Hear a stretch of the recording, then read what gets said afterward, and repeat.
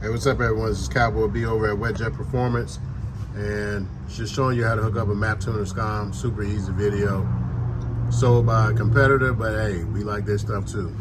We like everybody to make good stuff. But if you just want to get rid of your speed limiter, I haven't seen any videos out here, and a lot of people ask us how to install it. Easy.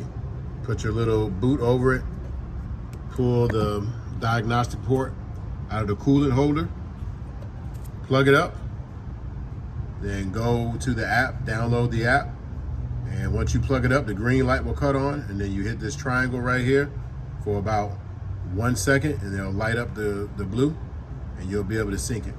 So you go to the app. If I hit disconnect,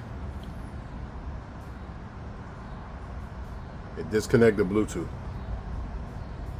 So as you see here, it's not blinking. Mine was already hooked up. I'm only showing you this to start from the beginning. So after you zip tie this in place so it won't flop around. So once you see the green light, go ahead, hold the triangle. Your blue light will flash. That's when you can connect it. Go to connect down at the bottom. Tap the map tuner. That's the one it finds. Hit connect. It'll say connecting, checking firmware, getting vehicles successfully connected. If you don't have a tune, it's going to tell you scom override is currently enabled for your map tuner. Would you like to keep it active? You can adjust this in your settings at a later time. I want to keep it active, so I hit yes. So now we got rid of the speed limiter. This is going to stay on. It's not going to kill your battery, not going to hurt anything. It's just a little flashing light. So you're good to go. It's connected.